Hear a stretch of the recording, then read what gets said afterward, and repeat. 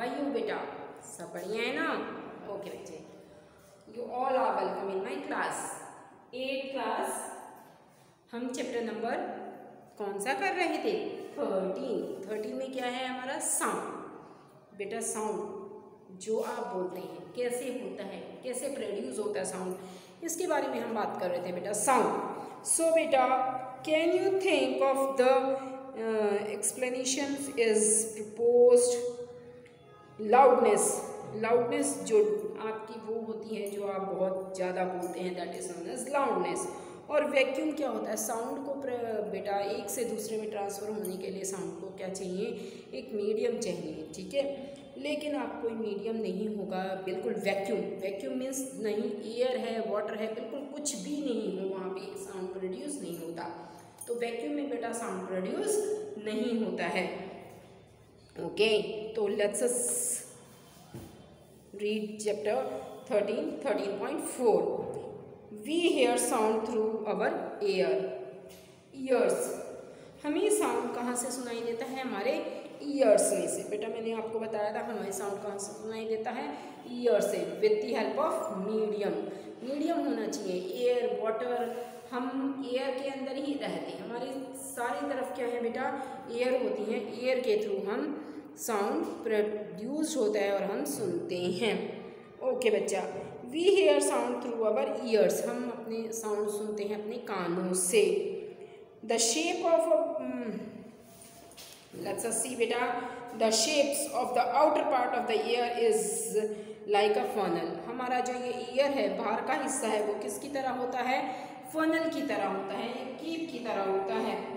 When sound enter it, और जब इसके अंदर आवाज़ आती है, it travel down a canal to the end of which a thin membrane is scratched tightly। और ये अंदर तक आवाज़ जाती है, एक कैनल के अंदर जाती है, ठीक है, और ये टाइटली स्क्रैच हो जाती है अंदर तक जाकर। और ईयर ड्रम हमारे कान के अंदर होता है, उसको क्या बोलते हैं? जहाँ पे जाके ये ईयर टकराती है, स्ट्रेच टाइटली मीन्स जाके किसी मेम्ब्रेन पे टकराती है, आवाज़ जिस पे टकराती है उसको ईयर ड्रम बोलते हैं। उसको स्क्रैच टाइटली मीन्स उस पर जोर से जाके आवाज़ लगती है, उसको बोलते हैं ear drum. It performs an important functions. Ear drum हमारा बहुत ज़्यादा इंपॉर्टेंट फंक्शंस परफॉर्म करता है। To understand what ear drum does, ear drum क्या करता है? लेट अस बिल्ड अ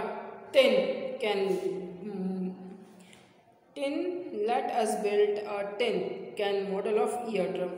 अब मॉडल ऑफ ईयर ड्रम बनाते हैं हम, देखिए कैसे बनता है। हम ईयर ड्रम के बारे में पढ़ते हैं। The ear drum is a stretched rubber sheet. एक स्ट्रेच जैसे रबर शीट होती है जिसको आप खींच लेते हैं, स्ट्रेच रबर शीट होती है। ईयर ड्रम उसकी तरह पतला सा होता है, ठीक है। Sound vibrate makes the year drums vibrate. और जैसे ही साउंड वाइब्रेट करना शुरू कर देता है तो ईयर ड्रम में इसमें वाइब्रेट करना शुरू कर देता है। साउंड जब जाकर ईयर ड्रम से टकराता है तो साउंड के टकराने से ईयर ड्रम वाइब्रेट करना शुरू कर देता है। The ear drum send vibration to the inner ear. और वाइब्रेशन कहाँ जाके पहुँचती है? इनर ईयर में। From there the signal goes to the brain. और यहाँ से फिर कान से ये कहाँ पे जाती हैं इसके सिग्नल्स? ब्रेन में। This is how we hear. और हमें फिर फटाफट इंफॉर्मेशन मिलती है ब्रेन के थ्रू कि हमें क्या सुनाई दे रहा है, ठीक है बेटा। ये देखिए फिगर ईयर की, कान के अंदर क्या है? ये ईयर ड्रम होता है, ये देखिए, जिसके साथ साउंड जाके टकराता है, वाइब्रेशन होती है और हमें सुनाई देता है जब ये ब्रेन में मैसेज पहुंच जाता है। ओके बच्चा, अब आता है 13.5। 13.5 में क्या है बेटा? देखिए 13.5, amplitude, time period and frequency of a vibration. Amplitude, time period and frequency of a vibrations. Amplitude. Okay बेटा, देखिए अब ये आपका है 13.5 बेटा। Okay 13.5, we have learn that the to and fro motion of an object is known as vibration.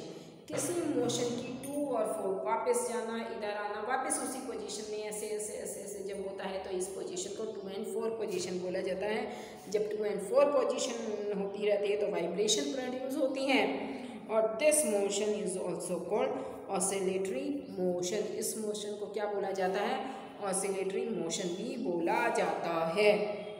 You have already learned in earlier classes, आपने earlier classes में पढ़ा होगा, क्या पढ़ा है कि about the oscillatory motion and it's time period. पिछली classes में ऑसिलेट मोशंस के बारे में पढ़ा था, किस तरीके के मोशंस होते हैं, ऑसिलेटरी मोशंस के बारे में भी पढ़ा होगा। The number of oscillation per unit second is called the frequency of oscillation. Frequency of per unit time में जितने बार ऑसिलेशन होगा तो उसको फ्रीक्वेंसी ऑफ ऑसिलेशन बोला जाता है। और उसको किस में कैलकुलेट कर, उसको क्या बोला जाता है? Hertz. Frequency of vibration is calculated in hertz.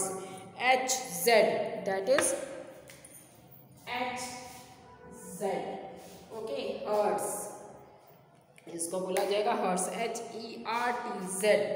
क्या बोला जाएगा? HERTZ, hertz. इसको हर्ट्ज को पर यूनिट ऑसिलेशन जो होता है उसको हर्ट्ज बोला जाता है। It is symbol as Hz, इसको सिम्बलाइज किया जाएगा Hz से। A frequency of 1 hertz is 1 oscillation per second. 1 hertz किसके बराबर होता है? 1 ऑसिलेशन के बराबर होता है। 1 hertz is 1 oscillation per second. एक सेकेंड में कितना ऑसिलेट होता है उसको हर्ट्ज बोला जाता है। ओके बेटा, if any object oscillate 20 times in 1 second it would be it's frequency. वो इसकी क्या कहलाएगी? 20 टाइम्स एक है ऑसिलेट कर रहा है 1 सेकेंड के अंदर, तो वो उसकी फ्रीक्वेंसी कहलाएगी। You can recognise that familiar sound without seeing the objects producing them. How is it possible? These sounds must be different to enable you to recognize them. Have you ever thought that factors make them different? Amplitude and frequency are two important properties. Amplitude और frequency दो अलग अलग बातें हैं, properties इनकी अलग अलग हैं। ऑफ एनी साउंड, किसी भी साउंड की। 2 important properties of any sound can be differentiate sound on the basis of their amplitude and frequency. Frequency of sound को हम किस पे डिफरेंस कर सकते हैं? उसके एम्पलीट्यूड पे और फ्रीक्वेंसी पे। साउंड को हम किस पे बेसिस पे डिफरेंस कर सकते हैं? साउंड कैसा है? उसके एम्पलीट्यूड पे और फ्रीक्वेंसी पे। Loudness and pitch. अब देखिए बेटा, compare the sound of a baby. Baby का कंपेयर कीजिए साउंड आप with what of an adult. एक अडल्ट और एक बेबी का साउंड को कंपेयर कीजिए। It is there any difference? क्या इन दोनों में इज देयर एनी डिफरेंस? क्या दोनों में कोई डिफरेंस है?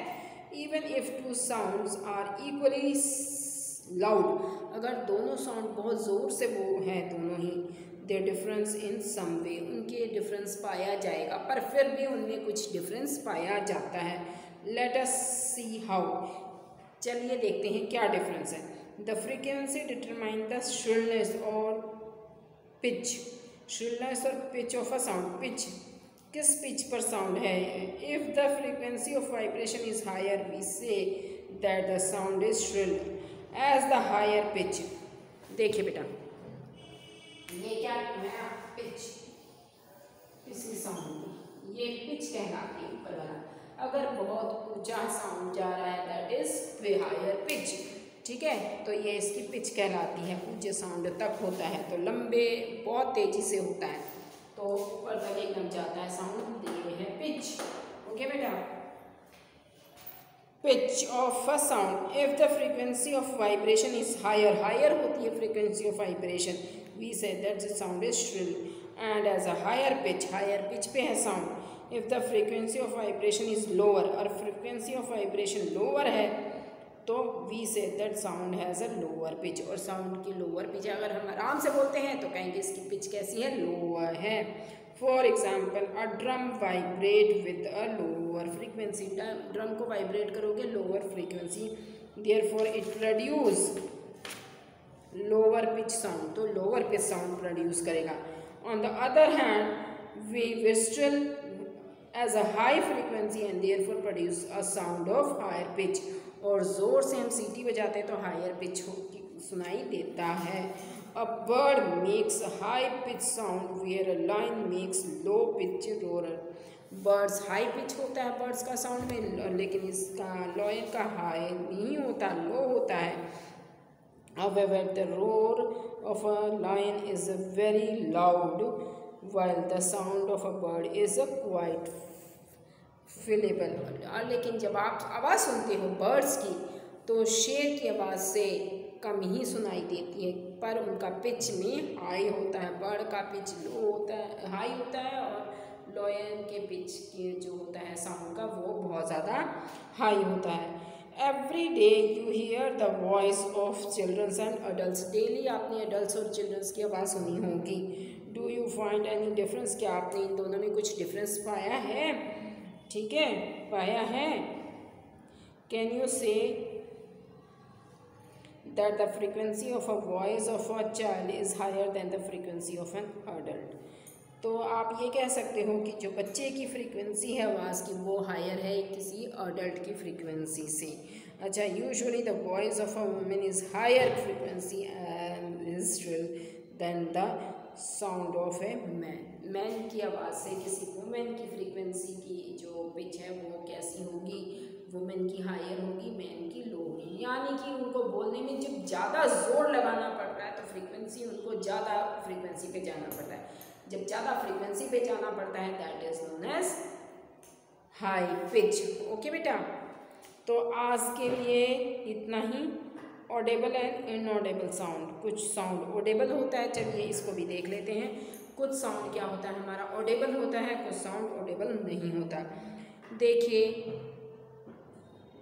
जो है कुछ जानवर की आवाज़ ऐसी होती है आप इजीली सुन लेते हैं, कुछ की आवाज़ ऐसी होती है जो आप सुन नहीं सकते।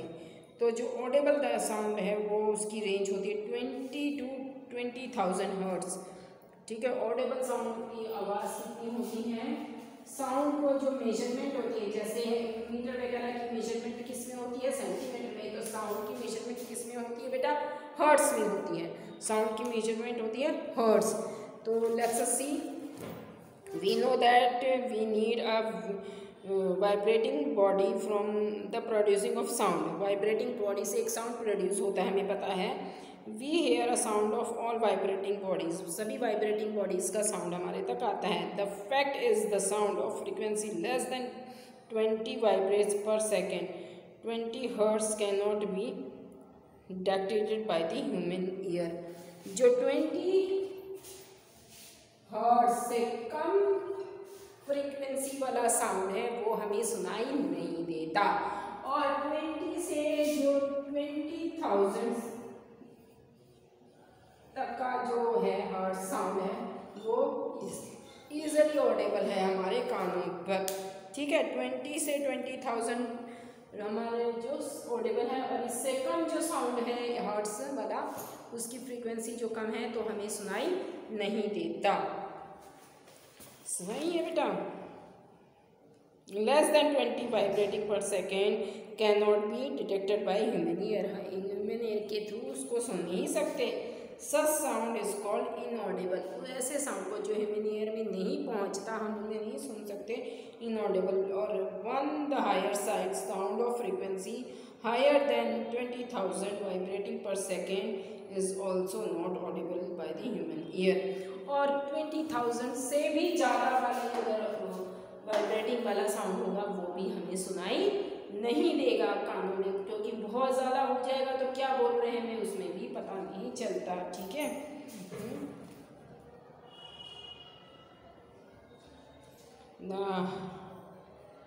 on the higher side sound 20 vibrating per second is also not audible by human ear. Thus the human ear is a range of audible sound. तो इससे हमें क्या पता चलता है ह्यूमन की ऑडेबल रेंज कितनी है? 20 हर्ट्ज़ से लेके 20,000 हर्ट्ज़। उससे कम वाला नहीं सुन सकते ह्यूमन ईयर में ढंग से, और उससे ज़्यादा वाला भी नहीं सुन सकते। ओके बेटा।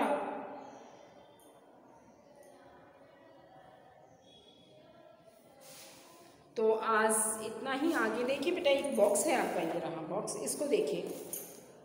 सम animals can hear sound of frequency higher than 20,000 hertz. कुछ एनिमल्स की फ्रीक्वेंसी जो है 20 ज़्यादा हर्ट्ज से भी ज़्यादा वाले साउंड को सुन सकती है। Dog have this ability. बहुत दूर से कोई आ रहा है उसको भी डॉग सुन लेते हैं, हमें नहीं पता चलता, तो हम कह सकते हैं डॉग की सुनने की फ्रीक्वेंसी बहुत ज़्यादा है, 20,000 हर्ट्ज से भी ज़्यादा है, यानी कि दूर तक की भी बहुत ईजिली सुन लेते हैं। The police use higher frequency whistle. और पुलिस जो है हायर फ्रीक्वेंसी वाली विसल्स को यूज़ करते हैं। Which dog can hear but human can not. जो लोग, इंसान तो नहीं सुन सकते पर डॉग सुन लेते हैं। The ultrasound equipment familiar us to investigation tracking many medical problems works at a frequency higher than 20 hertz. और कुछ साइंटिफिकली इंस्ट्रूमेंट ऐसे हैं जिनकी आवाज़ बहुत फ्रीक्वेंसी जो है उनकी आवाज़ की बहुत ज़्यादा है, हमें नहीं सुनाई देती, लेकिन उन्हें पता चल जाता है थ्रू मशीन्स। ठीक है बेटा, अल्ट्रासाउंड मशीन्स हैं, उसकी फ्रीक्वेंसी 20,000 हर्ट्ज से ज़्यादा है, हम नहीं उसे क्लियर कर पाते, लेकिन जो डॉक्टर्स हैं वो कर लेते हैं। तो बेटा इतना ही हमारे चैप्टर्स का आपको आज पता चला है अच्छे से कि हमारी जो सुनने की फ्रीक्वेंसी कितनी होती है, 20,000 से 20,000 हर्ट्ज। उससे कम वाला हम नहीं सुन सकते, उससे ज़्यादा वाला नहीं सुन सकते। जो हम सुन लेते हैं साउंड वो ऑडिबल साउंड है, ऑडिबल नॉइस है, जिसको हम नहीं सुनते इनऑडिबल साउंड है। ओके बच्चा, सो read the chapter carefully, be prepare for your exams बच्चा। ओके बेटा, stay at home, bye। Okay बच्चे।